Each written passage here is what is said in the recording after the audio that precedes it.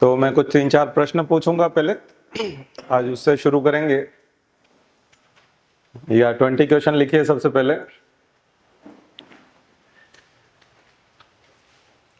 लिखिए Yukaghir, Yukaghir, YUKAGIR, Yukaghir. Pine tree, PINETREE, pine tree.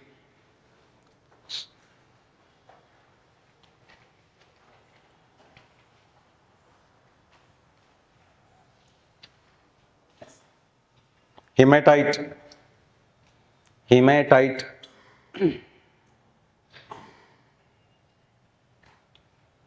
Muktagiri,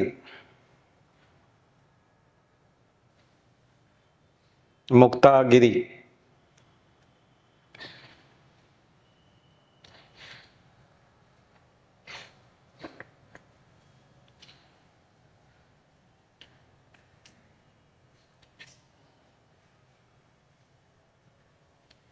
Him Tarangini, Him Tarangini.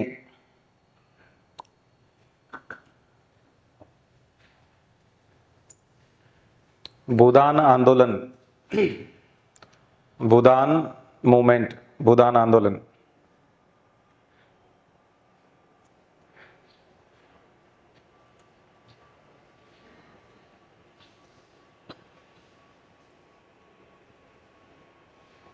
विनियोग विधेयक, विनियोग विधेयक।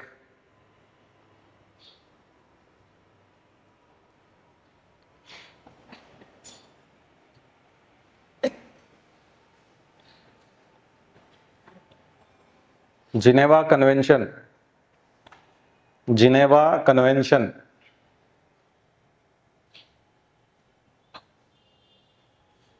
एका आंदोलन, एका आंदोलन, Eka movement, EKA, Eka movement.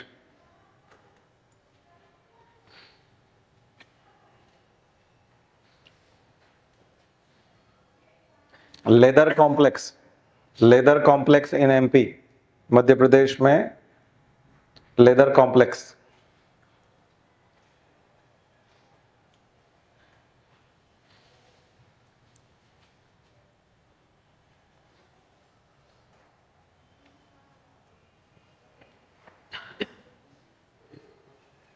एरण, एरण सभ्यता, एरण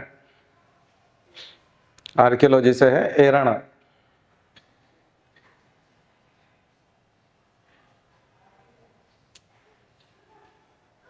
टीटी काका झील, टीटी काका झील, टीटी काका लेक।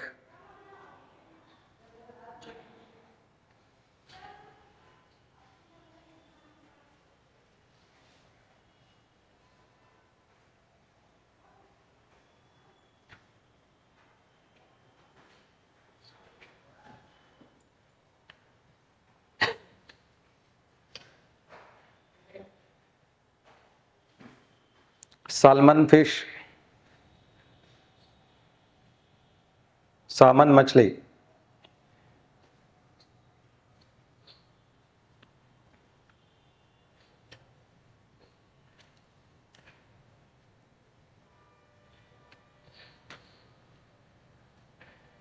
अमरबेल, अमरबेल, कस्कुटा रिफ्लेक्सा। बॉटनिकल नेम हो जाएगा कस्कुटा रिफ्लेक्सा। कितने हुए? 14। Banmore,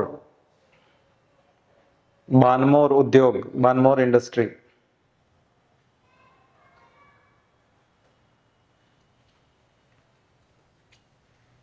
Which industry belongs to Banmore?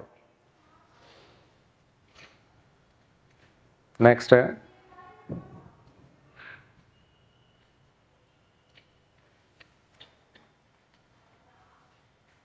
C Rangarajan, C Rangarajan.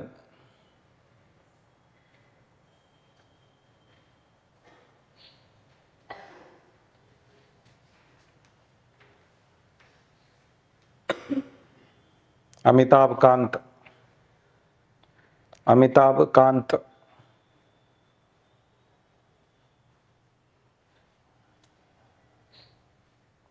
Vigour मुसलमान, उइगर मुसलमान, उइगर या विगर, उइगर या विगर मुसलमान।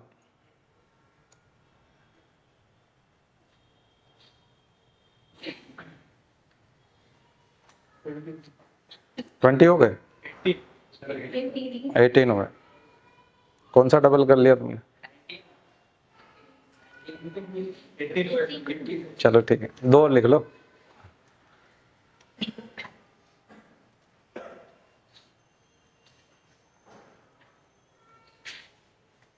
जमशेदपुर, जमशेदपुर।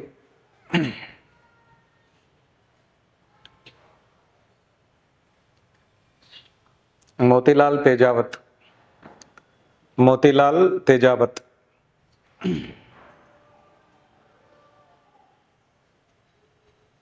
अब स्कोर बताओ, 18 से ऊपर कोई है?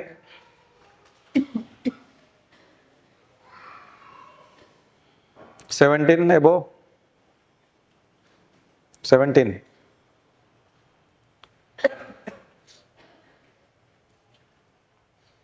16, 16 तो काफी है।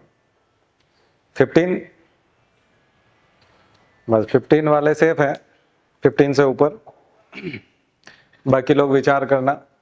ये मैंने इसलिए बताया क्योंकि बार बार जो लोग अति उत्साह में आ जाते हैं, पढ़ाई नहीं करते, तो पढ़ाई कैसी करनी है, थोड़ा सा है ना, जनरल भी पढ़ना शुरू करो।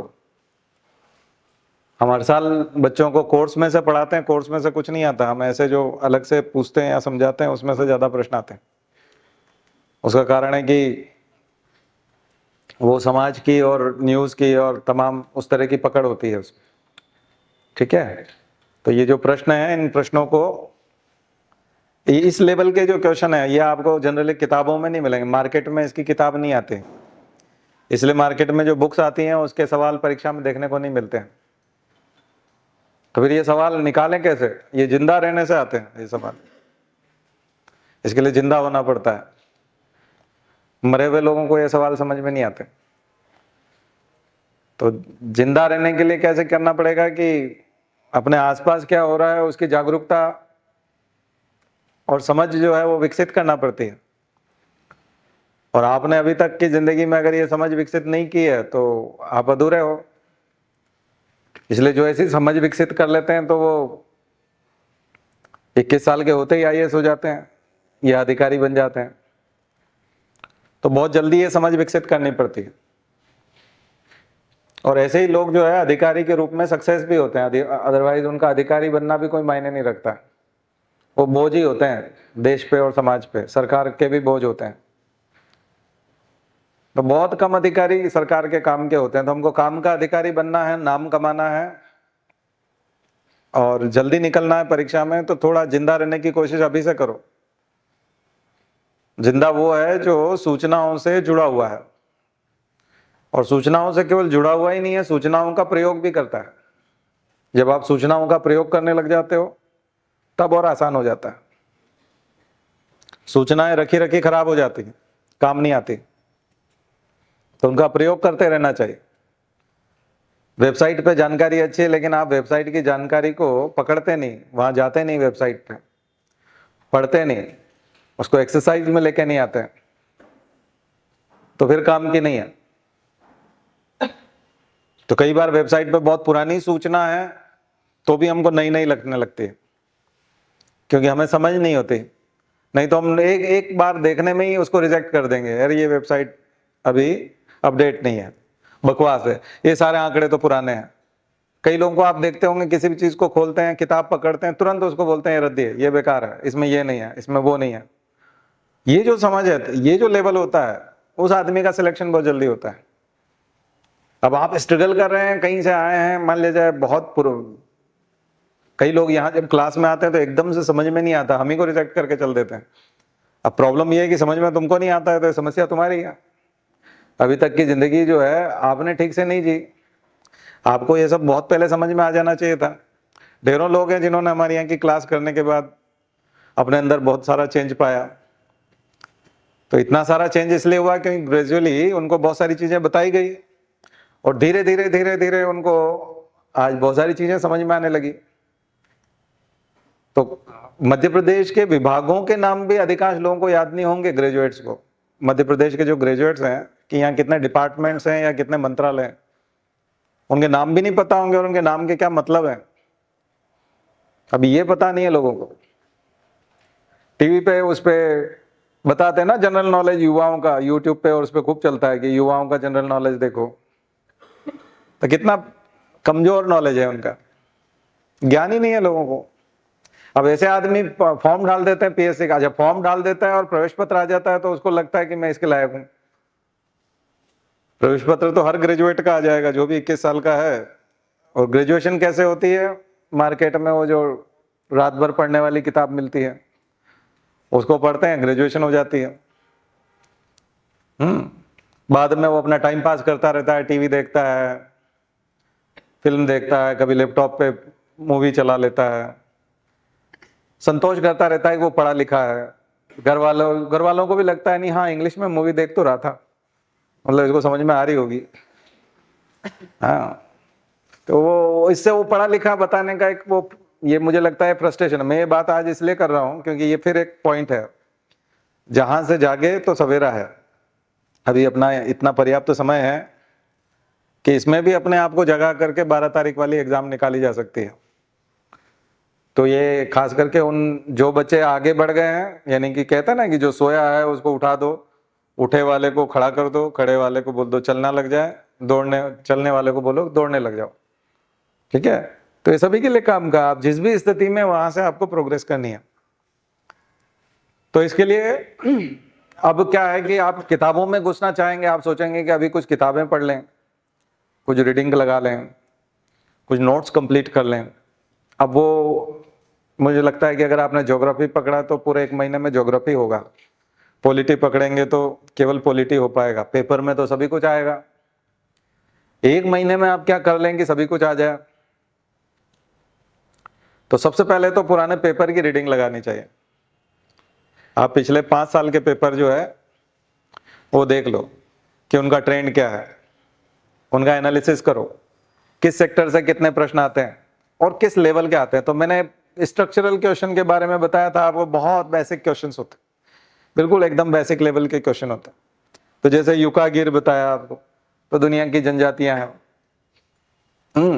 विंड्स के बारे में कल बात कर रहे थे जैसे, या लोकल विंड्स की बात कर रहे थे, तो लोकल विंड्स के नाम याद कर लो, जनजातियों के नाम याद कर लो, भारत में ही जनजातियों के नाम याद कर लो। भारत की 20 जनजातियों के नाम कितने लोग बता सकते हैं? 20 ट्राइब, 20, ओनली 1। आपका ऑप्शनल ज्योग्राफी, हाँ अब ये इस कारण से आपका ऑप्शनल अभी सिलेक्ट नहीं किया, तो ज्योग्राफी ऑप्शनल के कारण मुझे लगता है कि इस कारण से आसानी से डीप में तैयारी हो गई। क्यों 20 नहीं बता सकते? 20, 6-7 तो मध्य प्रदेश की है, फिर नॉर्थ ईस्ट में चले जाओगे तो 30-40 होती है वहां, तो 8-10 तो याद होगी। हाँ, छोटा नागपुर के पठार पे 5 जनजातियां हैं, जनजाति जो है छत्तीसगढ़ में 4-5 है, अंडमान निकोबार की 5 है, तमिलनाडु की 3 है, केरला की 3 है, कादर, पनियन, इरुला, टोडा, कोटा, कुरुम्बा, तमिलनाडु। तो जो ये सब चीजें अगर नहीं आती और आप सोचो कि आप यूपीएससी निकाल लेंगे, एमपीपीएससी निकाल, कैसे निकाल लोगे? बहुत साधारण चीज है। और मध्य प्रदेश पीएससी की अब थोड़ा सा आप फोकस करो। अब मध्य प्रदेश जो है वो 21% जनसंख्या ट्राइब है, 21% जनसंख्या, और जो ट्राइब है उसी के लिए काम होना है। शासन में जा रहे हो आप तो किसके लिए हो जा रहे हो? एक तरह से ट्राइब के लिए ही जा रहे हो आप, क्योंकि करना क्या है और क्या शासन में। बाकी तो कोई कभी कभार जो है सरकारी दफ्तर में आता है, सरकारी दफ्तर में या सरकारी दफ्तर को किसके पास जाना चाहिए? जो सबसे पीछे है, तो ट्राइब है। तो ट्राइब के बारे में ही नहीं पता तो फिर होगा कैसे? तो थोड़ा से जो है सिलेक्ट करने पड़ेंगे आपको स्पॉट की तैयारी कहाँ करनी है। कौन सा हिस्से में करनी है, बहुत आसानी से सफलता मिल जाएगी। कम से कम 5 प्रश्न ट्राइब से रिलेटेड होंगे, 5 क्वेश्चंस। और अगर आपने ट्राइब को 20 घंटा दे दिया, 10-10 घंटा 2 दिन, तो 5 क्वेश्चन बहुत आसानी से कर सकते, पर 2 दिन देना पड़ेंगे, 10-10 घंटे, बहुत ज्यादा परफेक्शन आ जाएगा, पांचों के पांचों प्रश्न ठीक हो जाएंगे। तो आज मैं थोड़ा सा पढ़ाने के मूड में नहीं हूं, मैं आपको जगाने के मूड में हूं कि सिलेक्शन हो जाए, कैसे भी करके आपकी आत्मा को झकझोर आ जाए कि आप लटके नहीं तो फिर कहेंगे सर वो 2 नंबर से रह गया था, मेरे 69 थे, कोई बोलेगा मेरे 71 थे, 4 और होते तो हो जाता, कट ऑफ यहाँ चला गया, वो प्रश्न खराब हो गया। बहाने बहुत सारे होते हैं। असफलता केवल ये सिद्ध करती है कि सफलता का प्रयास ठीक से नहीं हुआ। गुरुजी का कोट देखा है ना नीचे, वाक्य सदवाक्य में जाकर के आप देखेंगे तो असफलता का कोई बहाना नहीं होता, सीधा सीधा फेल्योर है। आप मान लीजिए कि आपकी गलती है, आपने ठीक से प्रयास नहीं किया, बस बात खत्म, बाकी सब बकवास है। तो अभी कर लीजिए। तो 2 तरीके से होगा, एक बहुत हार्ड वर्क करके होगा और एक स्मार्ट वर्क करके होगा। तो मैं स्मार्ट वर्क बता रहा हूं आज। इतने दिन रोज हार्ड वर्क में जा रहे थे, हम आपको होमवर्क दे रहे थे। आज मैं वो पॉइंट्स बताऊंगा कि जहां अपनी जिंदगी में नजरिए में बदलाव करके बहुत आसानी से आप सिलेक्शन पा सकते हैं। तो एक तो ये बदलाव करिए कि जरूरतमंद कौन है, उस हिस्से को पकड़ो। तो सबसे ज्यादा जरूरतमंद है मध्य प्रदेश में ट्राइब्स। तो ट्राइब से रिलेटेड सबसे ज्यादा क्वेश्चंस आएंगे, और इस देश में भी सबसे ज्यादा जो प्रश्न आते हैं वो ट्राइब से ही आते हैं। यूपीएससी में भी ट्राइब से ही आते हैं। तो पूरे देश के ट्राइब्स की लिस्ट याद करिए, सबसे पहला काम। दूसरा काम है कि ट्राइब्स को 2 तरह का फायदा दिया जाता है, 3 तरह का। मैंने आपको 3 तरह के फायदे बताए थे। एक है कॉन्स्टिट्यूशनल प्रोविजंस। ट्राइब्स के लिए कॉन्स्टिट्यूशनल प्रोविजंस कौन कौन से हैं, पहले भी चर्चा की हम, संवैधानिक प्रावधान। दूसरा स्टैट्यूटरी प्रोविजंस, कानून बना करके संसद ने, विधानसभा ने कौन कौन से फायदे दिए हैं, उनकी लिस्ट बनानी है। ट्राइब्स को होने वाले फायदे, constitutional provisions, statutory provisions and schemes, plans, सरकार की स्कीम, योजनाएं, प्लान, सरकार जो सुविधाएं देती है। तो ये 3 तरह के फायदे मिलते हैं। ये आपको लिखने हैं। ऐसे आपको अल्पसंख्यकों के लिए भी लिखने हैं, ऐसे महिलाओं के लिए भी है, और ऐसा शेड्यूल कास्ट के लिए भी है, ऐसा बुजुर्गों के लिए भी है, और ऐसा बच्चों के लिए भी है, बाल श्रमिकों के लिए। तो बस ये बहुत बड़ा पार्ट आ गया। अब आप पॉलिटी में जाएंगे तो भी ये बहुत बड़ा पार्ट है। ज्योग्राफी में जाएंगे तो ह्यूमन ज्योग्राफी में ट्राइब्स में चले जाइए। इकोनॉमी में जाएंगे तो प्लान्स और स्कीम्स में चले जाइए, बजट में क्या प्रावधान है उसमें चले जाइए। मतलब आकर के फोकस इन्हीं पे होगा। और हिस्ट्री में जाएंगे तो कब कब ट्राइब्स के ऊपर हिस्ट्री में अंग्रेजों ने क्या क्या किया था, जनजातीय विद्रोह कब हुए थे, अंग्रेजों के खिलाफ विद्रोह किए थे जनजातियों ने, वो बहुत इंपॉर्टेंट हो जाएगा। यानी बात आकर के जनजातियों पे टिक जाएगी। वहां पे भी जनजातियों से रिलेटेड चीज देख लीजिए, हिस्ट्री में भी, ज्योग्राफी में भी, इकोनॉमिक्स में भी और पॉलिटी में भी। ठीक है, साइंस और टेक में नहीं आएगा बस वहां जाकर के आपको ट्राइब्स वाला नहीं मिलेगा। लेकिन ट्राइब्स में जब आप सिकल सेल एनीमिया की बात करेंगे या ग्वाइटर की बात करेंगे, डिजीज के बारे में बायोलॉजी में आएंगे, तो फिर ट्राइब्स की डिजीज आ जाएंगी कि ट्राइबल में कौन सी डिजीज होती है। ड्रैकेनकुलस मेडिनेंसिस, ड्रैकेनकुलस मेडिनेंसिस वाली, नहरुआ रोग, थ्रेड वर्म होता है ना, एलिफेंटेसिस। एलिफेंटेसिस भी ट्राइबल में ज्यादा होगा क्योंकि वो अवेयर नहीं होते। सिलिकोसिस टाइप की जो चीजें होंगी वो भी उनमें ज्यादा होंगी, या फिर मजदूरों में ज्यादा होती है, श्रमिकों में ज्यादा होती है। फ्लोरोसिस फ्लोराइड ज्यादा है मध्य प्रदेश में, कई जगह गांवों में पानी में फ्लोरोसिस होता है। अब आप कहोगे ये बीमारी क्यों पूछी है? ये इसलिए पूछी क्योंकि ट्राइब्स में होती है। अब आप ऐसे देखोगे तो 10-12 प्रश्न हो जाएंगे ट्राइब से रिलेटेड। तो यहां तक कि साइंस भी जो है वो ट्राइब से रिलेटेड पूछी जा रही है। ठीक है, तो इसका मतलब गेस किया जा सकता है क्वेश्चन पेपर। अब आप हम अपनी हेकड़ी में रहें कि हमें ट्राइब से क्या लेना था, बहुत गंदे लोग होते हैं, जंगलों में रहते हैं, तो बैठे रहो फिर यहीं घूमा करना साइकिल वाइकिल लेके इधर MP नगर में पूरी जिंदगी।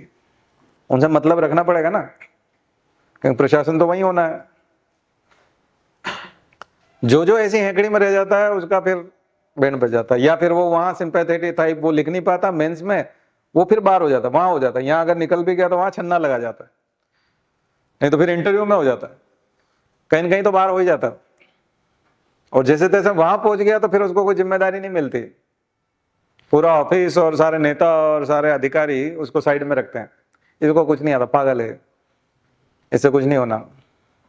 जब भी नाम लेते आ रहे उनको दे देते हैं, अवस्थी जी को दे देते हैं, वो सक्सेना जी को पागल है, उसको अकल ही नहीं है, उसको कुछ नहीं देना, आता ही नहीं उसको कुछ।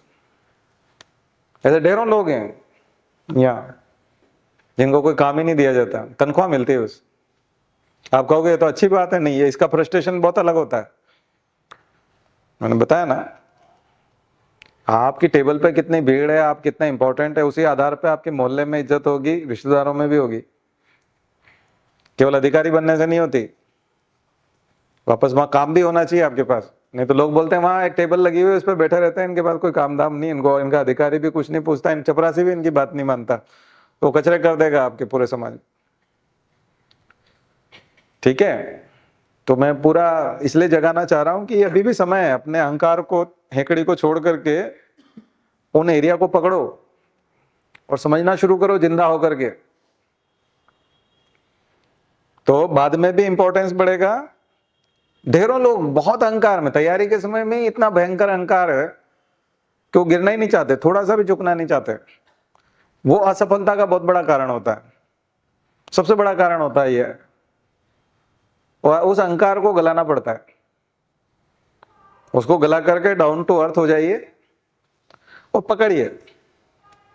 फिर देखिए कि और निर्दोष लोग कौन है। सबसे निर्दोष मैंने बताया ट्राइब्स, बच्चे, बूढ़े, महिलाएं, अल्पसंख्यक। अब अल्पसंख्यकों के आतंकवाद पे और उस पर मत जाना नहीं तो फिर एकदम गुस्सा आने लग जाएगा। अल्पसंख्यक का मतलब ये है कि बहुसंख्यक जो होते हैं, बहुसंख्यक होने का जो फायदा होता है कि वो आपस में ताकत महसूस करते हैं, और जो कम संख्या में होते हैं वो डरते हैं। लेकिन कपिल सिब्बल कल बोल रहे थे ना कि यहाँ का मुसलमान नहीं डरता आपसे, अमित शाह को बोल रहे थे ना कि कोई नहीं डरता तुमसे मुसलमान, तो ये तो फिर मतलब, फिर इसका मतलब अल्पसंख्यकों के लिए फिर तो कुछ नहीं किया जाना चाहिए वो डरते तो है नहीं। तो ऐसा ही माना जाता है कि अल्पसंख्यक बहुत निरीह हैं, बेचारे बहुत दुखी हैं, उनके पास कुछ नहीं है, संख्या में बहुत कम है, और उनको बहुसंख्यक लोग डराते रहते हैं, इसके लिए इनके लिए बहुत कुछ किया जाना चाहिए। अगर आप ऐसा कह देंगे कि ये डरते नहीं है, या कई सारे ओबीसी टाइप के जो नेता है वो एकदम से बोल देते हैं ना कि हम कोई तुम्हारे भरोसे भारत में नहीं रह रहे, तो फिर सरकार तो इसी कारण व्यवस्थाएं करती है ना, और कॉन्स्टिट्यूशन में सुविधाएं भी इसी कारण दी गई है कि आप कम संख्या में हैं और बहुसंख्यक लोग आपको कभी डरा सकते हैं। तो मुझे लगता है ये अप्रोच जो है वो ठीक है। एहसान तो नहीं है किसी का, कोई किसी के भरोसे नहीं है, ना ही किसी पर डिपेंड है। लेकिन अगर आप इस तरह की बात करते हैं तो फिर मुझे लगता है कि तो फिर आप कमजोर नहीं है, और कमजोर नहीं है तो फिर व्यवस्थाएं तो कमजोरों को दी जाती है, आरक्षण तो कमजोरों को दिया जाता है। हाँ, कल से शेड्यूल कास्ट के लोग कहने लग जाएं कि हम सेल्फ डिपेंड हैं, हमको कोई भीख वीख नहीं चाहिए, तो फिर तो तथास्तु हो जाएगा ना तो फिर तो जो है कोई जरूरत ही नहीं किसी प्रकार की मदद की। तो ये जो चीजें हैं, ये जो चलती हैं, उस हिसाब से बात नहीं कर रहे हम, पॉलिटिक्स के हिसाब से बात नहीं कर रहे, वहां का सिनेरियो पूरा अलग है। लेकिन यहाँ किताब में जो है अल्पसंख्यक को कमजोर माना गया है, और उसमें आपको देना है। देखिए दूसरा, कमजोर जो क्षेत्र है वो क्षेत्र है प्रत्येक नागरिक भारत का कमजोर है कुछ मामलों में। किस मामलों में? जैसे पर्यावरण के मामले में। अगर दिल्ली में प्रदूषण है तो कोई भी ताकतवर नहीं है, हर व्यक्ति कमजोर है दिल्ली का रहने वाला, और हर व्यक्ति पीड़ित है। तो दूसरा बड़ा सेक्टर आता है एनवायरमेंट, जिससे सबसे ज्यादा प्रश्न आएंगे। एनवायरमेंट के दो हैं तत्व। एनवायरमेंट में हमने दो पक्ष बनाए हैं, एक खुद एनवायरमेंट पर्यावरण और एक मनुष्य। मनुष्य को एनवायरमेंट से अलग क्यों किया गया?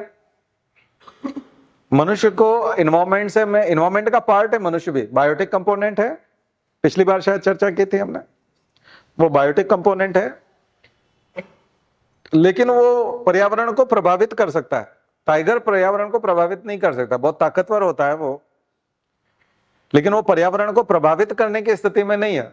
वो फूड चेन में नेचर ने जो उसको अलाउ किया है कि आप किसी भी शाकाहारी प्राणी को पकड़ करके खा जाइए या आप शिकार कर लीजिए, अपना भोजन कर लीजिए, वो छूट है उसको, वो अपनी ताकत का प्रयोग करता है और उसको मार के खा जाता है। इससे ज्यादा वो और कुछ नहीं कर सकता। पौधे बहुत ज्यादा नुकसान नहीं पहुंचा सकते, कोई भी तत्व पर्यावरण को नुकसान नहीं पहुंचा सकता मनुष्य के सिवाय। इसलिए एंथ्रोपोसीन का है, मैंने आपको कहा था कि इस युग को क्या बोला है, एंथ्रोपोसीन। तो दो घटक हुए, पर्यावरण को नुकसान पहुंचाना और फिर पर्यावरण जो है एडवर्स इफेक्ट के रूप में वापस मनुष्य को नुकसान पहुंचाता है। वही पर्यावरण पलट करके मनुष्य को भी नुकसान पहुंचाता है। ये दोनों जो नुकसान है, इसकी स्टडी से कम 5 या 6 प्रश्न बनते हैं मिनिमम, मैक्सिमम 15 भी बन सकते हैं। तो अगर आप इस फैक्टर को पकड़ लें तो भी आप बहुत आसानी से सिलेक्शन पा सकते हैं। आया समझ? तो अब कुछ सिलेक्टिव फील्ड पे तैयारी करने का फोकस करेंगे ना, तो आप बहुत जल्दी जीत जाएंगे। आप सोचेंगे मैं पॉलिटी निपटा लूं, हिस्ट्री निपटा लूं, ये नहीं है। आप जाओगे कि ये जो है बैलेंस ऑफ पेमेंट होता है, भुगतान संतुलन होता है, और इसको एफडीआई कहते हैं, फॉरेन डायरेक्ट इन्वेस्टमेंट। ये शेयर बाजार है, शेयर बाजार में ये अभी मुझे लगता है कि ये सब पढ़ने की इतने, शेयर बाजार इतना कुछ भी प्रभावित नहीं करता। जो भी प्रभावित करता है उसकी हाइलाइट्स होती हैं, उनको आप पढ़ सकते हैं। उसके एकदम डीप में कई घंटों तक या 20-20 घंटे तक शेयर मार्केट को पढ़ने की जरूरत नहीं है, भुगतान संतुलन को पढ़ने की जरूरत नहीं है। ठीक है, तो कौन से हिस्से को जो है, कौन सा हिस्सा प्रभावित करता है सबसे ज्यादा, उसको पकड़ करके रखिए। तो इन्वायरमेंट के दोनों, हम इन्वायरमेंट को कितना खराब कर रहे हैं वो वाला हिस्सा पढ़िए। तो इस वाले मामले में पॉल्यूशन जितना भी है, पॉल्यूशन आपको एक बार रिवाइज करना चाहिए, जितने भी टाइप के पॉल्यूशन है।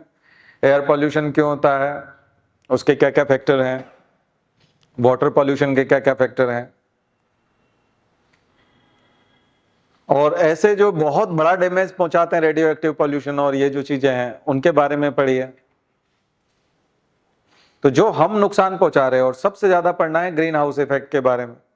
Green house effect, climate change, जलवायु परिवर्तन।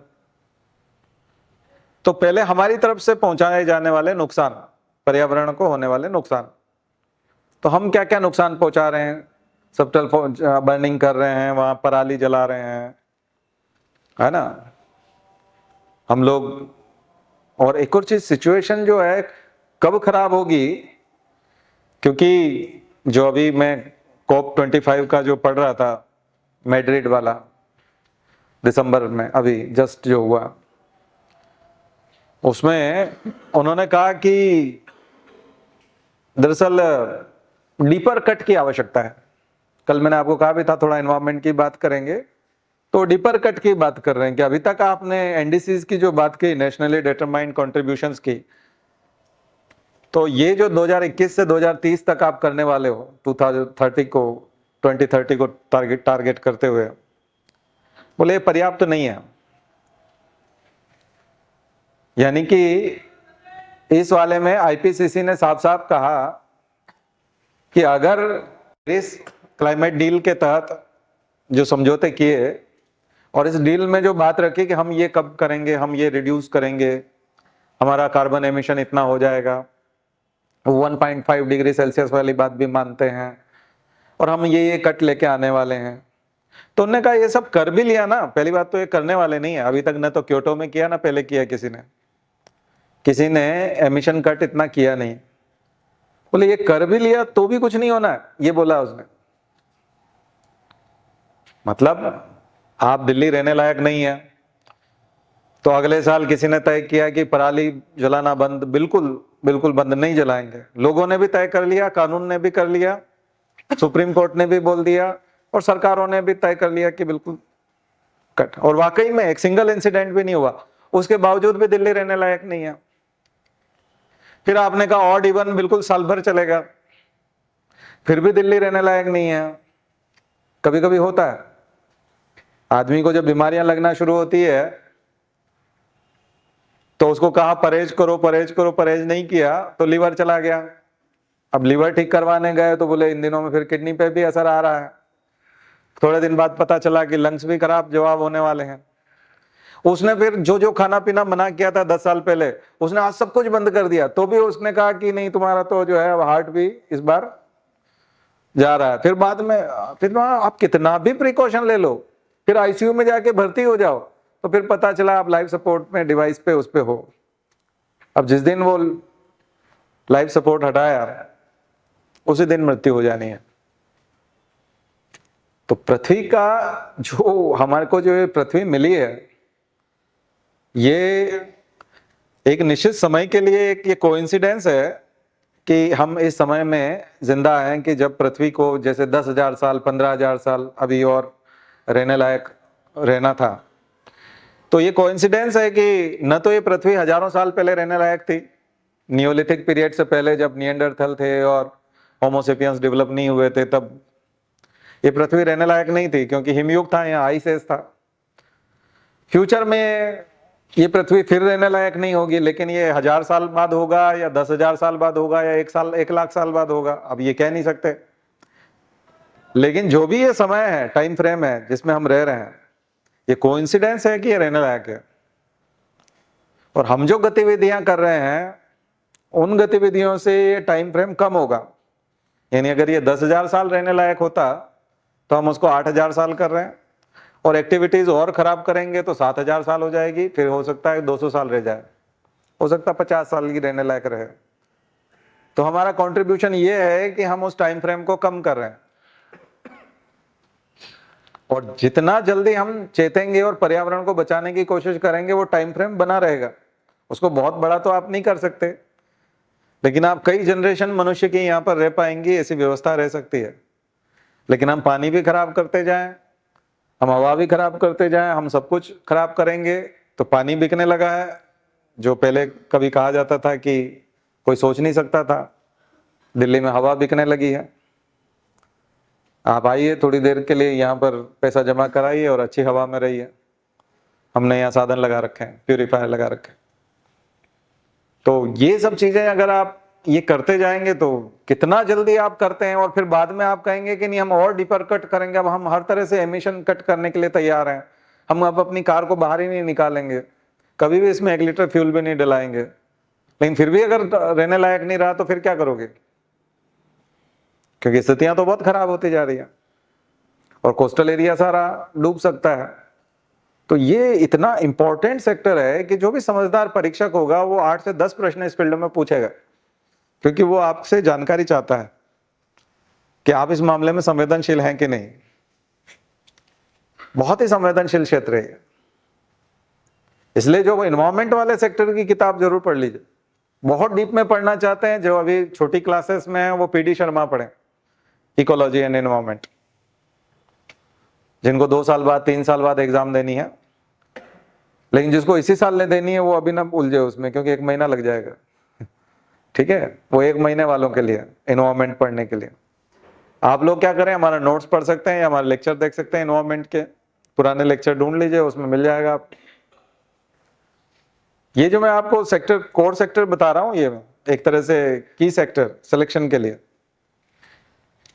तो ये पकड़िएगा। इंपॉर्टेंट प्रश्नों का समय आ गया ना, अब तो इंपॉर्टेंट प्रश्न मांगते हैं। तो वही सब Kyoto protocol, Montreal protocol, NDCs क्या होता है, sustainable development goals, millennium development goals को किसमें कन्वर्ट कर दिया, एमडीसीज को एसडीजीज में, सस्टेनेबल डेवलपमेंट गोल में कन्वर्ट कर दिया। 17 वो सेक्टर है, 17 सेक्टर है, उसको पकड़ लीजिए कौन कौन से 17 सेक्टर है जिस पे काम हो रहा है। एनडीसीज क्या है, नेशनली डिटरमाइंड कॉन्ट्रीब्यूशंस क्या है, एनडीसीज क्या है, क्योटो का नया रूप है, नया वर्जन है। क्योटो खत्म हो रहा है 2019 में, 2021 से हम लोग क्या लॉन्च कर रहे हैं, एनडीसीज। तो बोल रहे हैं और डीपर कट की जरूरत है, और ज्यादा कट की जरूरत है। जो रिच नेशंस हैं, इस बार उन्होंने COP25 में फिर पास किया है कि जो रिच नेशंस हैं वो पैसा दें डेवलपिंग कंट्रीज को कि वो ज्यादा से ज्यादा कट कर सकें एमिशंस को, और टेक्नोलॉजी का असिस्टेंस दें। तो दो तरह की चीजें करनी पड़ेंगी। एक तो ऐसे जो एडवर्स कंडीशंस आएंगी, इस एडवर्स कंडीशन में सस्टेन कैसे किया जाए, जिंदा कैसे रहा जाए, उसके लिए व्यवस्था करना। दो तरह की चुनौतियां हैं, एक तो कट करना, और दूसरा मान लीजिए तमाम कट के बाद में समस्या खड़ी हो ही गई, तो अब विश्व मंच पे आईपीसीसी ने, inter governmental panel on climate change, IPCC क्या करती है, दुनिया भर के एक्सपर्ट से, यूनिवर्सिटीज से, स्कॉलर से, रिसर्च स्कॉलर से, कॉलेजेस से रिसर्च पेपर की स्टडी करवाती कि आप 5 से 10 हजार रिसर्च पेपर की स्टडी करिए, और इस स्टडी करने के बाद में हमको उसका जिस्ट निकाल करके दे दीजिए। उसको हम लोग रिपोर्ट बोलते हैं, IPCC report.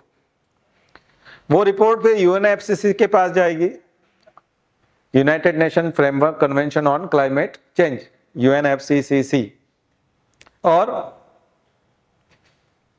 Corp, conference of parties, इसके पास जाएगी। वो फिर पूरे दुनिया भर के पर्यावरण मंत्रियों का और दुनिया भर के प्रधानमंत्री, राष्ट्रपति जो भी हैं, जिम्मेदार लोग जितने भी हैं, उन जिम्मेदार लोगों का कॉन्फ्रेंस बुलाएगी। उसमें वो रिपोर्ट रखी जाएगी कि ये प्रॉब्लम आने वाली है, एनवायरमेंट में ये दिक्कत आने वाली है, अब आप क्या करना चाहते हैं। तो ये जो पूरी प्रोसीजर है आईपीसीसी की, यूएनएफसीसीसी की और कॉप की, इस पूरे प्रोसेस में अब ये निकल करके आ गया है कि पोल्यूशन को कम नहीं किया जा पा रहा है, एमिशन कट नहीं किए जा पा रहे हैं, डीपर कट तो सोच भी नहीं पा रहे हैं हम लोग, दुनिया खराब होने जा रही है, ग्लोबल वार्मिंग बढ़ने जा रहा है, परिस्थितियां खराब होंगी। अब ये है कि मिटिगेशन कितना किया जा सकता है और सस्टेनेबल पार्ट कितना है, यानी हम सस्टेन कैसे करेंगे, उसमें कम करने के उपाय कौन कौन से करने हैं।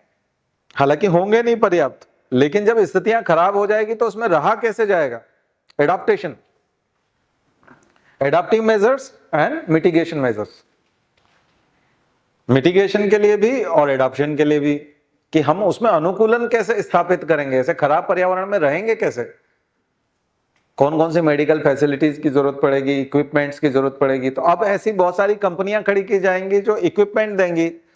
अब दिल्ली में तो एक बहुत बड़ा मार्केट हो गया मास्क का, यानी मेडिकल की दुकान पे जाओ और मास्क खरीदो ताकि आप, तो ये तो एक प्रकार का मास्क जो है, मास्क तो एक प्रकार का अब एक नया व्यापार खुल गया।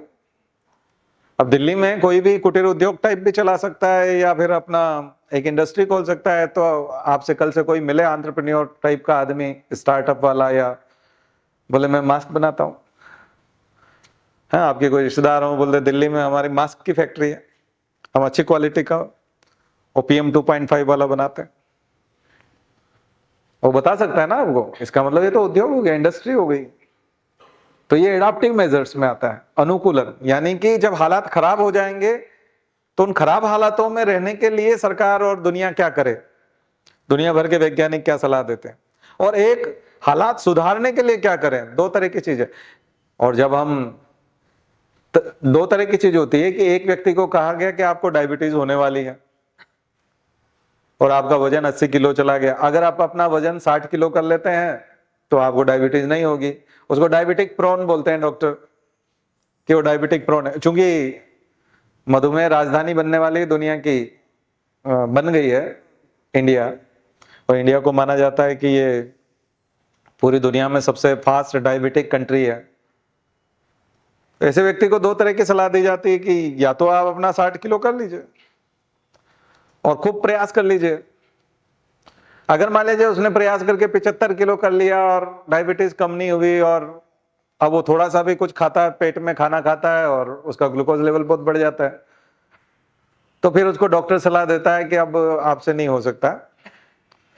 दरअसल आपको उतना कम करना था जिससे कि आपको गोली ना खानी पड़े, यानी जितना इनकमिंग है उतना ही आउटगोइंग होना था, यानी उतनी एनर्जी आपकी खर्च भी होनी थी। अब आप खाते ज्यादा हो और खर्च नहीं करते, और इंसुलिन तो साथ दे नहीं रहा, मसल्स भी साथ नहीं दे रही, तो अब आप एक काम करो कि अब गोली खाना शुरू करो। Adaptive measures. अब क्या हो गया, अब आपको एडाप्टेशन सीखना पड़ेगा। आ गया समझ? मिटिगेशन क्या था, 80 किलो वजन हो गया तो 60 किलो कर लो, समस्या समाप्त। लेकिन आप मिटिगेशन नहीं कर पा रहे हो। पर्यावरण के मामले में ठीक ऐसा ही है, हम मिटिगेशन नहीं कर पा रहे, तो क्या करना पड़ेगा? मिटिगेट नहीं कर पाएंगे तो क्या करना पड़ेगा? एडाप्टिव मेजर्स लेना पड़ेंगे। तब टेबलेट के सहारे जिंदा रहना पड़ेगा। वो टेबलेट फिर इंसुलिन को आर्टिफिशियली जो है इंड्यूस करेगी, है पेंक्रियाज को पुश करेगी कि जितनी जरूरी है उतना इंसुलिन निकाल के दो, ताकि हम खाना तो पचाएं, ऊर्जा तो निकालें। बात समझ में आई? तो ये दो बीमारी भी समझ में आ गई होगी। इसको टाइप 2 डायबिटीज बोलते हैं। टाइप 1 डायबिटीज में दौड़ भाग करके आप कुछ नहीं कर सकते, वजन कम करके भी कुछ नहीं कर सकते, वो टाइप 1 डायबिटीज होती है। ये आजकल पूछा जाएगा क्योंकि अधिकांश पेपर बनाने वालों को डायबिटीज है। ठीक है, वो उस उम्र में भी है और अपनी बीमारी के बारे में वो सबसे पूछते हैं कि बेटा ये सब जानते हो कि नहीं तुम। तो टाइप 1 डायबिटीज क्या होती है? Type 2 diabetes. तो टाइप 2 जो है वो ये है कि जो जीवन शैली से निकल करके आती है। जीवन शैली खराब जो लोग कर लेते हैं, पिज्जा खाते हैं, समोसा खाते हैं, चाट पकौड़ी पे जिंदा रहते हैं, है ना, बाजार के जो जंक फूड है उनके ऊपर जिंदा रहते हैं, तो बहुत जल्दी उनको ओबेसिटी में चला जाता है और बहुत जल्दी ये बीमारी लग जाती है। उसको टाइप 2 डायबिटीज बोलते हैं। आपके घरों में जो है इस प्रकार के लोग होंगे और वो इसके शिकार भी हो चुके होंगे, डॉक्टर ने उनको सलाह भी दी होगी। और सबसे बड़ी चीज है, इसको स्लो पॉइजन और स्लो डेथ जिसको कह सकते हैं, इसको ये एक हार्ट अटैक भी लेके आता है और बहुत सारी हाइपरटेंशन के साथ है, तो उसको दोहरा डबल स्ट्रोक बोलते हैं एक तरह से, या कहते हैं कि ये डबल नुकसान करता है। अगर किसी को हाइपरटेंशन भी है और डायबिटीज भी है तो बहुत खतरनाक चीज है। डायबिटीज मेलिटस टाइप है ये, डायबिटीज मेलिटस। डायबिटीज इंसिपिडस अलग होता है, डायबिटीज मेलिटस। तो इसके सहारे में एनवायरमेंट को हिस्से को समझाना चाह रहा था। दूसरा यही ले लीजिए, मनुष्य की बीमारियां, मनुष्य की बीमारियां, मनुष्य के रोग, मनुष्य के रोग, बीमारियां जरूर पढ़ के जाइएगा। तो यहाँ थोड़ा मैं एक और चीज आपको बता दूं, इन्वायरमेंट में हमारी तरफ से पैदा होने वाली समस्या हो गई, इन्वायरमेंट के कारण हमारे ऊपर होने वाले प्रभाव हो गए, और फिर आएगा कि इसको ठीक करने के उपाय क्या क्या है। तो वो दो तरह के उपाय जो आपको बताया, तो ये नेशनल लेवल तक से लेकर के हमारे नेशनल लेवल पे क्या क्या हो रहा है और इंटरनेशनल लेवल पे क्या क्या हो रहा है, ये आपको लिखना है। ठीक है, फिर आइए डिजीज में। बीमारियां हमें बहुत प्रभावित करती है, ये कहें कि निर्दोष लोगों को होने वाली बीमारियां, तो फिर बीमारियां वही इन्वायरमेंट जनित हो जाएंगी। सिलिकोसिस, ये बराबर क्वेश्चन आता है, कहाँ होता है? मंदसौर में स्लेट पेंसिल उद्योग से होता है सिलिकोसिस। प्रदूषण से होने वाली बीमारियां, अस्थमा और ये सब। मलेरिया, अगर गंदगी फैली तो अब मलेरिया तो कम हो गया है पहले से, लेकिन फिर भी भोपाल में बहुत कम ट्रेस होता है मलेरिया भी।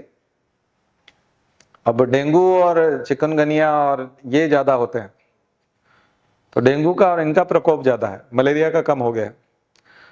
तो क्यूलेक्स मच्छर, तो इनके वाहक इनसे बचाव के लिए क्या क्या किया जाना चाहिए। रोग कारक कौन है, पैथोजन कौन है, वेक्टर कौन है। पैथोजन उसको कहते हैं जो रोग का कारक होता है। हमेशा ऐसा रोग का कारक या तो कोई प्रोटोजोआ होता है, बैक्टीरिया होता है, वायरस होता है। तो अभी जो वायरल बुखार आते हैं बहुत सारे, फ्लू हो जाता है, स्वाइन फ्लू, स्वाइन फ्लू से बहुत सारी डेथ होती है। Bird flu, swine flu, H1N1, ये सब इंपॉर्टेंट सेक्टर है जो आपको रिवाइज करने जा करके। H1N1, swine flu, bird flu,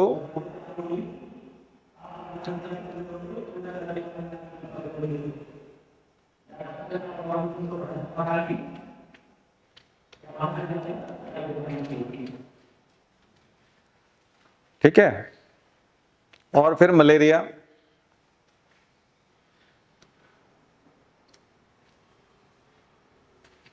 hepatitis, फिर जीवन शैली से जुड़ी हुई बीमारियों में वही डायबिटीज, हेपेटाइटिस, हाइपरटेंशन, मस्तिष्क से जुड़ी हुई बीमारियां जो उम्र के साथ होती हैं, अल्जाइमर,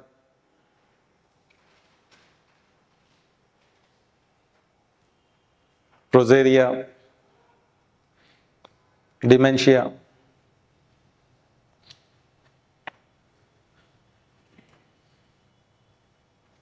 शिजोफ्रेनिया, ये मस्तिष्क से जुड़ी हुई बीमारियां हैं।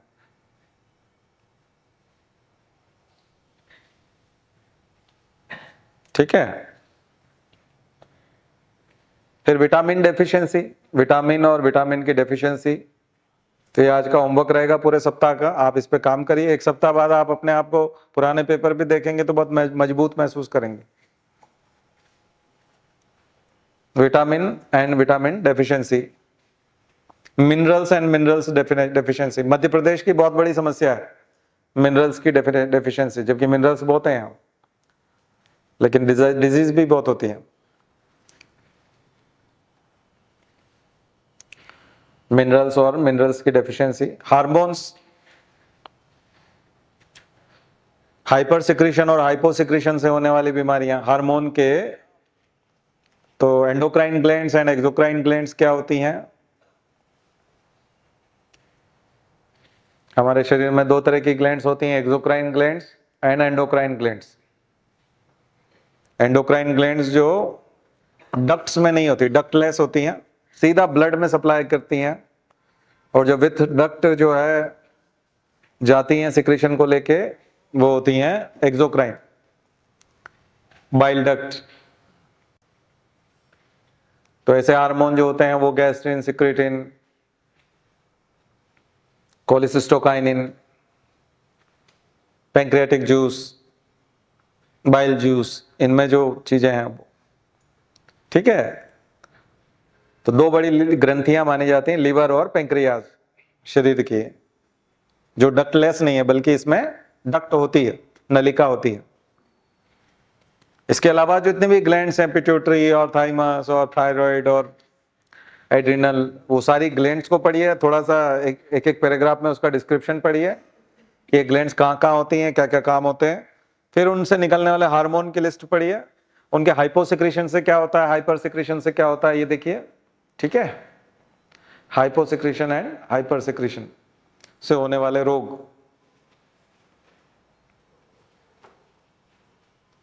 तो ये आपको बहुत मदद करेगा। और जो विटामिन लिखा है उसकी पूरी टेबल बनती है, विटामिन के सोर्स क्या है, विटामिन का नाम क्या है, उसका रासायनिक नाम क्या है, साधारण नाम क्या है, विटामिन की कमी से होने वाले रोग। तो सोर्स भी पूछा जाता है, कई बार सोर्स पूछ लेते हैं कि इसका सोर्स क्या है। ये बहुत इंपॉर्टेंट सेक्टर बता रहे हैं जिससे आप आसानी से स्कोर कवर कर सकते हैं। और इनमें से यदि कोई गलती हुई तो आपको बहुत सिली टाइप लगती है, आपको लगती है ये कैसे गलत हो गया, तो आप दुखी भी बहुत होते हैं और आपके एग्जाम से बाहर होने का बहुत बड़ा कारण बनता है। ठीक है, तो ये बड़े सेक्टर है। खास करके प्रशासन जो है वो निर्दोषों के लिए है, बीमारों के लिए है, कमजोर लोगों के लिए है। और प्रशासनिक सेवाओं की तैयारी है तो इन्हीं एरिया पे फोकस किया जाता है। अब दूसरा सेक्टर आता है जिन्हें सबसे ज्यादा निर्दोष माना जाता है, और वो है भी किसान और कृषि, एग्रीकल्चर। एग्रीकल्चर से सबसे ज्यादा प्रश्न आते हैं अगर इकोनॉमिक्स में या ज्योग्राफी में प्रश्न पूछते हैं। इसी का पॉलिटी भी बन जाएगा। पॉलिटी में किसानों के लिए क्या क्या किया गया है, कॉन्स्टिट्यूशन में तो उतना नहीं किया गया, लेकिन कुछ प्रावधान है, कुछ प्रोविजंस हैं कॉन्स्टिट्यूशनल जो किसानों के फेवर में जाते हैं। डायरेक्टिव प्रिंसिपल्स हैं कुछ जो पशुपालन को बढ़ावा देते हैं, हमारे किसानों को बढ़ावा देते हैं। इसके अलावा जब आप समस्या देखते हैं तो बहुत सारी प्राकृतिक समस्याएं किसानों को प्रभावित करती हैं। जैसे अभी कल ओलावृष्टि हुई है, अत्यधिक बारिश होती है तो मुआवजा, किसानों को मुआवजा जो मिलता है, ऋण माफी जो होती है, तो ऋण माफ कितने किए गए थे, कितने हजार तक के ऋण माफ किए गए थे, क्या है। ठीक है, अभी हमको उसकी पॉलिटिक्स में नहीं जाना है कि हुए थे या नहीं हुए थे, कागज पे जो भी हुआ था उसका देखना है। ठीक है, और किसानों के प्रति सरकार की, केंद्र सरकार की कौन कौन सी योजना है। मध्य प्रदेश पीएससी में पता नहीं एक ट्रेंड है कि वो तारीख पूछते हैं कि कौन सी तारीख को ये योजना लॉन्च हुई थी। उसका क्या लॉजिक है मेरे को समझ में नहीं आया अभी तक, लेकिन जो भी है, केंद्र सरकार जो भी योजना लॉन्च करती है या कोई भी करती है तो आप उसकी तारीख भी याद कर लेना कि 23 जुलाई को हुई थी 2011 को या 2015 को। ठीक है, तो योजना, तो यहाँ 3-4 सेक्टर है। एक सब्सिडी वाला सेक्टर है, सब्सिडी ऋण माफी वाला सेक्टर है। दूसरा है सिंचाई वाला, सिंचाई इरिगेशन। और तीसरा है इंश्योरेंस, फसल बीमा और किसान बीमा ये। और जो पहला सब्सिडी वाला है उसी में ऋण भी लिख लेना, ऋण, किसानों को ऋण किस प्रकार दिए जाएंगे, किसान क्रेडिट कार्ड और बैंक से जुड़ी योजना है किसान की। इंश्योरेंस भी उसी में डाल सकते हैं। फिर आएगा एग्रीकल्चर में सुधार, कृषि सुधार, रिफॉर्म्स। तो जैसे एग्रीकल्चर के रिफॉर्म है तो क्रॉप रोटेशन है, भूमि सुधार है, लैंड रिफॉर्म्स है, लैंड एक्विजिशन एक्ट है, सॉइल कार्ड है, सॉइल हेल्थ कार्ड। तो सॉइल हेल्थ कार्ड का एक बार जाकर के फोटो देखिए विकिपीडिया पे या गूगल में जाके, इमेजेस में जाकर के फोटो देखिए। उसमें सॉइल हेल्थ कार्ड में कौन कौन से पॉइंट्स होते हैं, क्या क्या चेक किया जाता है, कौन सी एजेंसी चेक करती है, तो उसकी छोटी छोटी चीजें। तो किसानों से जुड़े हुए नई नई योजनाएं, अभी जो आपको इस सप्ताह काम करना है इस पे काम कीजिए। मैं हर सप्ताह आपको बिल्कुल 12 जनवरी तक वहां ले चला जाऊंगा। वहां जाकर के आपको लगेगा कि आप आराम से 70-80 प्रश्न बिल्कुल आराम से निकाल सकते हैं, कोई दिक्कत नहीं है। और इन्हीं में से प्रश्न आएंगे।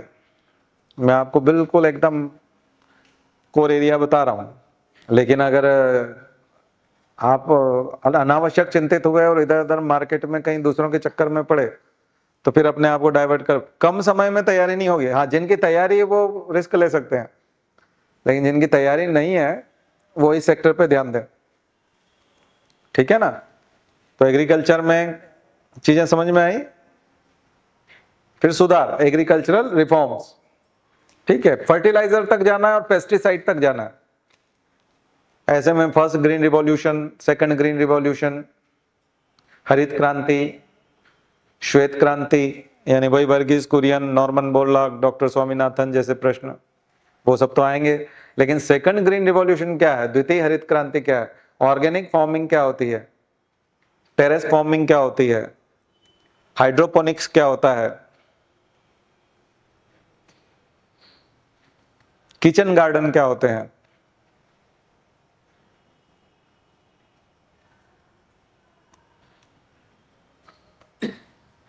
और कारपोरेट, या उसको क्या कहते हैं, एक कौन सा एग्रीकल्चर है, कारपोरेट एग्रीकल्चर नहीं है, हाँ नहीं, जीरो बजट नहीं, जो कारपोरेट फार्मिंग, हाँ कारपोरेट फार्मिंग, फिर आपको कुछ क्रांतियों की लिस्ट बनानी है, वही विटिकल्चर, फ्लोरिकल्चर और वो पीसी कल्चर है ना, उनका कलर भी है गुलाबी क्रांति, नीली क्रांति, फलाना क्रांति, तो उसकी एक लिस्ट है। वो फालतू टाइप के क्वेश्चन होते हैं, लेकिन वो जरूरी है, वो जो भी है एग्रीकल्चर से जुड़े हुए क्वेश्चन है वो करना होंगे। नाम रख देते हैं ना सब लोग अलग अलग कल्चर, प्रॉन कल्चर का भी एक क्रांति कर देते हैं। तो मध्य प्रदेश में प्रॉन कल्चर का भी, एमू कल्चर का भी, पोल्ट्री भी बहुत सारा हुआ है। तो ये स्टेट लेवल पे भी जा सकते हैं और नेशनल लेवल पे भी जा सकते हैं। तो एक सेक्टर ये हुआ जो दरअसल इस पे आता है। फिर आइए श्रमिक, श्रम, एक और जो बात आती है श्रम या रोजगार, जिसे भी निर्दोष माना जा सकता है। तो बेरोजगारी की समस्या से रिलेटेड चीजें, यानी खास करके मनरेगा के ऊपर, मनरेगा की शुरुआत, रोजगार के लिए skill India, make in India और startup India, stand up India, इन सब में जो चीजें चल रही हैं इनकी क्या शर्तें हैं, मुद्रा योजना क्या होती है, मुख्यमंत्री स्वरोजगार योजना क्या होती है,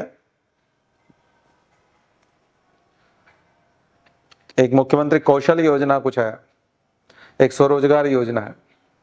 दो तरह की योजनाएं स्टेट लेवल की है, जिनको मुद्रा योजना का ही पार्ट मान लिया गया है। मुद्रा लोन,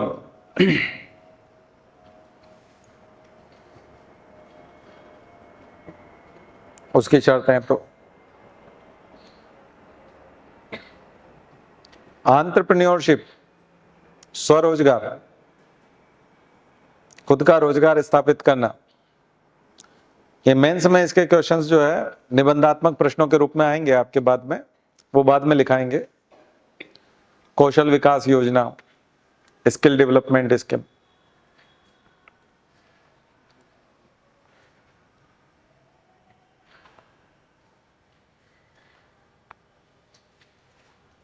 यहाँ बाल श्रमिकों की भी चर्चा की थी, इसलिए कैलाश सत्यार्थी का जिक्र आता है ना बाल श्रमिकों के लिए। तो बाल श्रमिकों के ऊपर भी जो है, तो इस बार 7 दिन जो आपको लगने हैं वो इन कामों में लगने हैं। मुझे लगता है कि हो जाएगा, कि नहीं होगा? हो जाएगा ना, कि और दिया जाए? और टाइम तो नहीं है? चलिए, तो फिर लास्ट में और एक बूस्टर और लीजिए हम लोग अब फिर एक ऐसी बात करेंगे जो आपको प्रेरित करेगी कि आप इस लक्ष्य तक पहुंचे। तो आप लोग जितने भी, बहुत कम लोग ऐसे हैं जो पहले से किसी जॉब में हैं और केवल जॉब चेंज करने के लिए और अपनी बेटर कंडीशन में पहुंचने के लिए आप इस परीक्षा को ट्राई कर रहे हैं।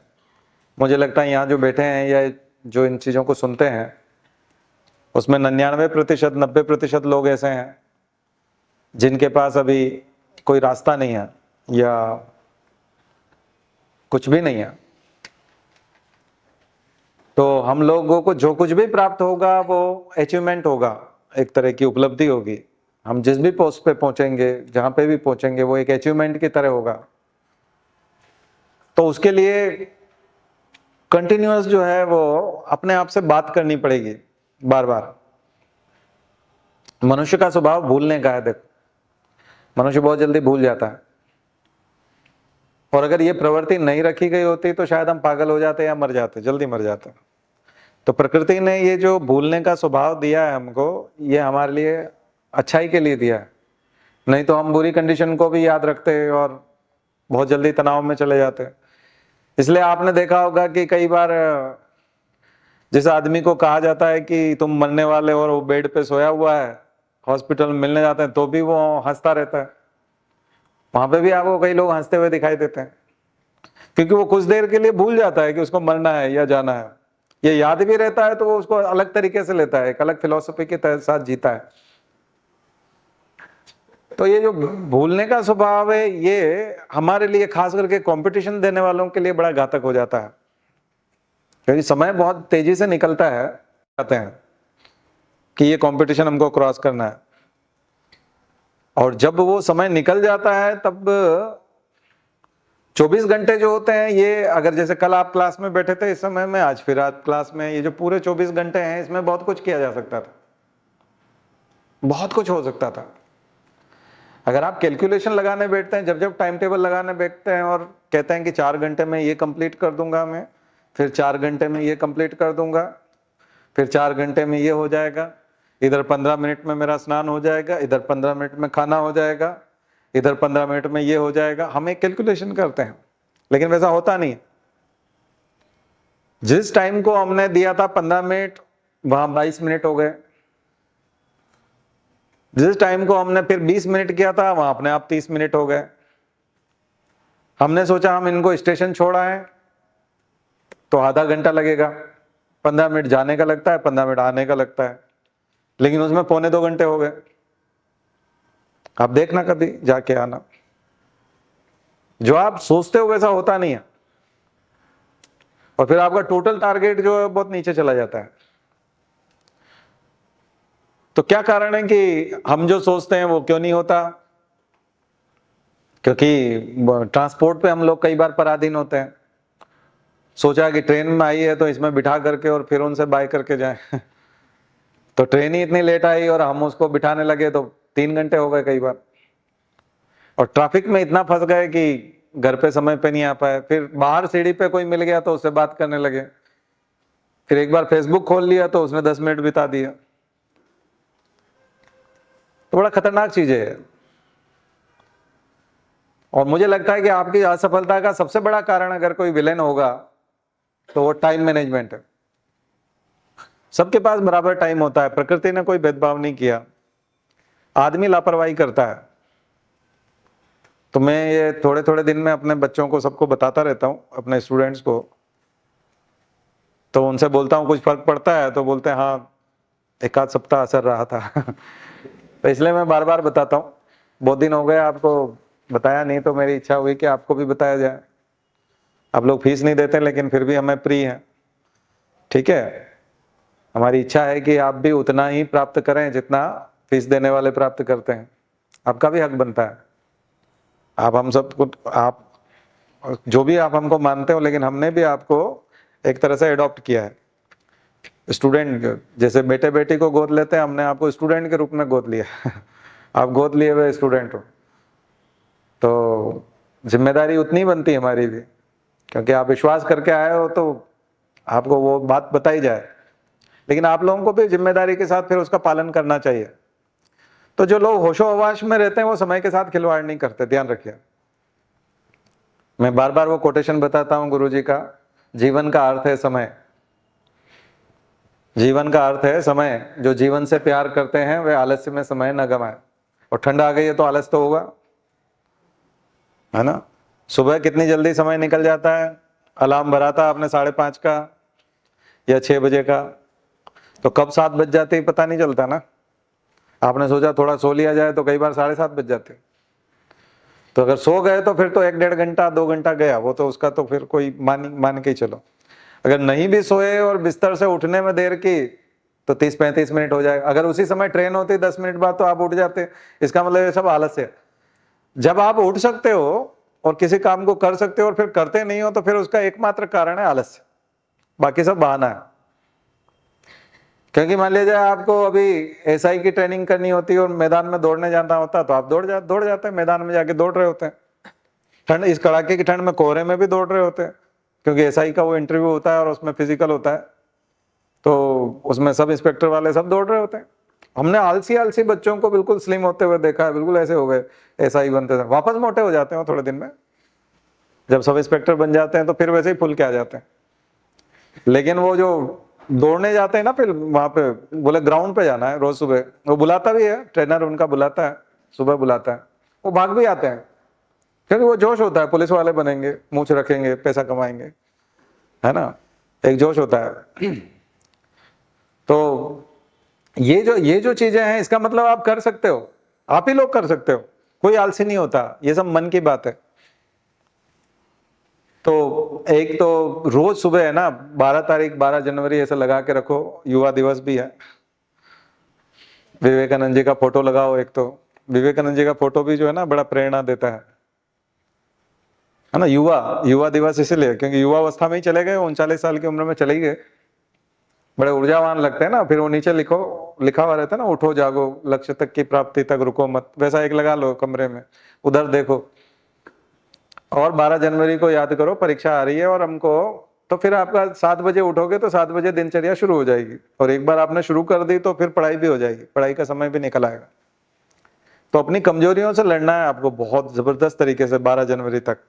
ये फॉलो करने के साथ साथ दूसरा सूत्र मैं बता रहा हूं ये, और कमजोरियां हैं मैंने आपको बताया, अपनी इंद्रियों पे कंट्रोल करना है, खास करके खाने पीने पे कंट्रोल करना है, बातचीत पे कंट्रोल करना है, कम बोलना है, कोई ऐसी बात नहीं करना है जिससे पंगा हो, है ना, कोई नाराज हो फिर आपको मनाना पड़े, समस्या खड़ी हो, ऐसा कोई काम नहीं करना है। खाना पीना ऐसा कोई नहीं खाना है जिससे ज्यादा नींद आए और मोटे हो जाएं, आलस से फैले और पढ़ाई ना हो, ऐसी कोई समस्या, या बीमार हो जाए, ऐसा कोई खाना पीना नहीं खाना, चाहे वो कितना भी स्वादिष्ट हो। अधिकांश स्वादिष्ट खाने बीमार करते हैं, आलस से फैलाते हैं। ठीक है, तो स्वादिष्ट खाने से भी बचना है, ऐसा नहीं कि स्वाद नहीं लेना है, जो भी खाएं उसमें स्वाद लें फिर और घड़ी का ध्यान रखना है, घड़ी को बराबर देखते रहना है। वो टिक टिक जो है आपकी जिंदगी को आगे बढ़ा रहा है, बुढ़ापे की तरफ, मौत की तरफ ले जा रहा है, तो उसकी आवाज को सुने, पहचाने समय को, और जीवन से प्यार करना है तो इसको पहचानना ही पड़ेगा। साफ साफ लिखा है गुरुजी, ये गुरुजी का कथन है, उनका आदेश भी है। तो हमारा टारगेट जो है बहुत नजदीक आ जाएगा, अदरवाइज तो बहुत मुश्किल है, कंपटीशन बहुत ज्यादा है, बहुत ज्यादा कंपटीशन है, बहुत लोग तैयारी कर रहे हैं। तो जो अपने आप को साधेगा नहीं, ठीक नहीं करेगा, अपने आप से बात नहीं करेगा, कंटिन्यूअस खुद से बात करनी पड़ती है, कम ऑन मैं कर सकता, आई कैन डू इट, बोलते हैं ना जब मोटिवेशन वाले सब, यही इसी टाइप की बात कर, मैं भी थोड़ा बोल देता हूँ आज, मैं मोटिवेशन की बात उस तरह से करता नहीं, लेकिन ऐसा करो, खुद से बात करना पड़ती कि आप करोगे। ठीक है, और ज्यादा कमजोरी, ज्यादा असहाय जब कभी भी महसूस हो तो आप फोन कर सकते हैं हमको, और गायत्री मंत्र पढ़िए, सबसे ज्यादा ताकत मिलती है, लेकिन महसूस करना पड़ेगा उसके साथ। ठीक है, चलिए आज की बात यहीं समाप्त करते हैं। ओम